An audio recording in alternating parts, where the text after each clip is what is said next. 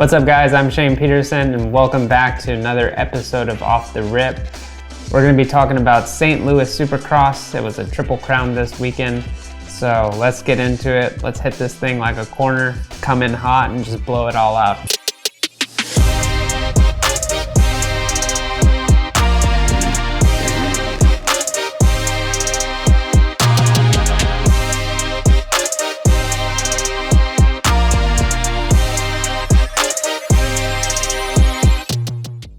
So let's take a look at the wild things that happened at St. Louis Supercross. First thing that I saw was that triple in the rhythm section was claiming some riders. One of those riders was Michael Mosiman, who came up way too short. Another rider who came up short on that triple was Mitchell Oldenburg in the first main event of the 450 class. Adam Cincerillo gets tangled up with him and he busted up his ankle pretty bad. We saw it on his Instagram story, not looking too sweet, it's all bruised and battered. In the Supercross feature class, Gavin Towers clips a tough block, rides his front wheel to the face, and then some weird thing that we don't really see often is that 4 riders got docked positions for jumping on a red cross flag at the finish line. Fans all over social media are pretty upset about it, saying that the AMA should have been waving the flag instead of letting it dangle. And then the big one from the night, Jett Lawrence gets T-boned by Justin Barcia. He got a taste of what it's like to be bam-bammed in the 450 class. Some fans are saying it's totally on Barcia. Some fans are saying Lawrence shouldn't have cut down. Barcia then takes it to social media and he said that it's not really his style. It wasn't intentional and that's not my style. To be doing that, and that it was a racing incident, so. All right, so getting into some fantasy picks. Another 30-point race for me.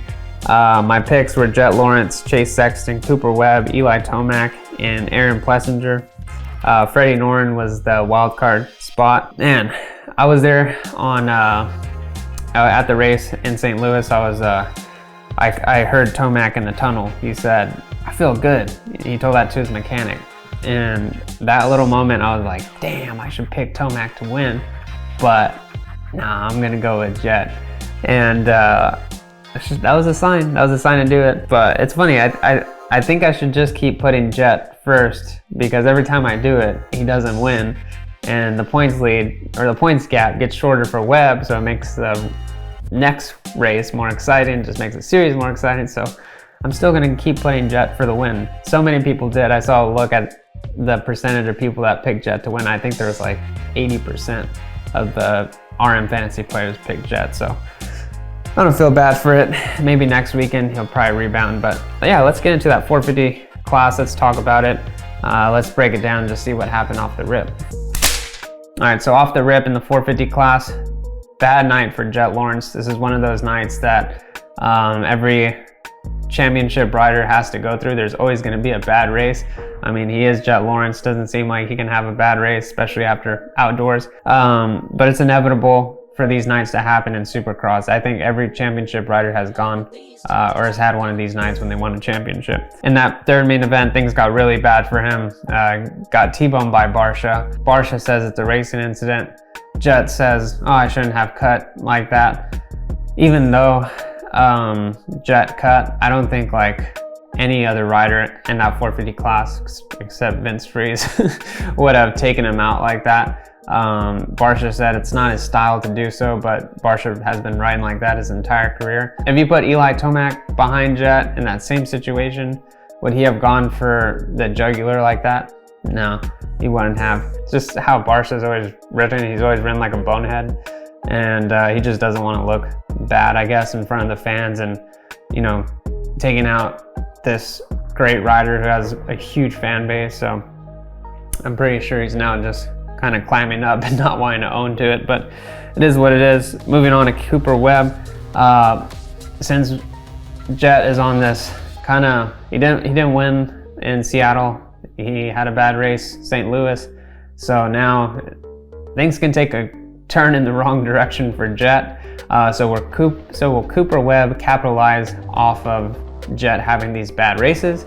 And he did. I mean, right now he's 8 points out of the championship, but if Jett just keeps going this direction, Cooper Webb can close on the points lead, and then it can get really juicy. and really fun and exciting to watch these guys go after it. So it's giving Cooper Webb some confidence, and he sees the light at the end of the tunnel of getting this championship done. Like I said last week, Jett Lawrence, he's young. Can he manage, or will the emotions get to him? We'll see if he bounces back in Foxborough. The big dog, he let her eat. Eli Tomac finally gets a win this season. Crazy to think that Tomac has not won this season.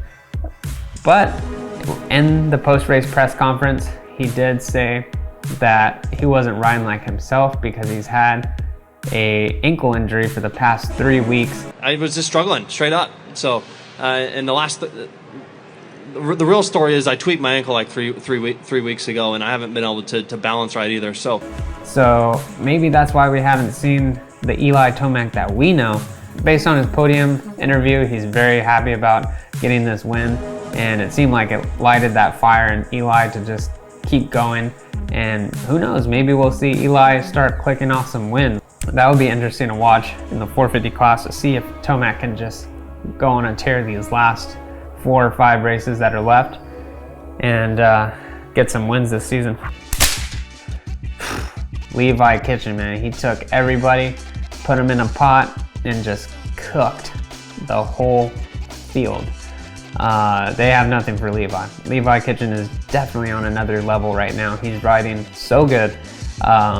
Looking at him riding when he was just passing Julian Beaumer in the first main event, I was like, damn, dude, this guy's dialed in. And his technique is really good too. And it kind of reminds me of Sexton a little bit. He's a little bit lankier and thinner, but I think he's gonna be able to compete with the top guys. He definitely has the technique and the style to do so. With Levi winning this race and the way he did it, he went 1-1-1, he sweeped it. He pretty much proved that he's the guy and that he's gonna be the championship, or he's gonna be the champion. I knew it was gonna be hard to beat Levi this race. I mean, he's been so consistent this whole season, and anybody who's gonna beat Levi was gonna really have to work for it. And so now he goes into the break. He has a 15-point lead over RJ Hampshire. So there's nothing more to say, just that Levi has to basically finish on the podium. If RJ wins these next 2, no big deal. He just has to have good results and he'll wrap up the championship. Or something can happen. He can get bam-bammed by somebody out there, or he can have a bike malfunction. But other than that, I think Levi's pretty much set to be the champion in the 250 West Coast class. So that's all I have. Thanks for watching. Remember to like, subscribe, and I'll see you guys in 2 weeks to talk about Foxborough. Peace.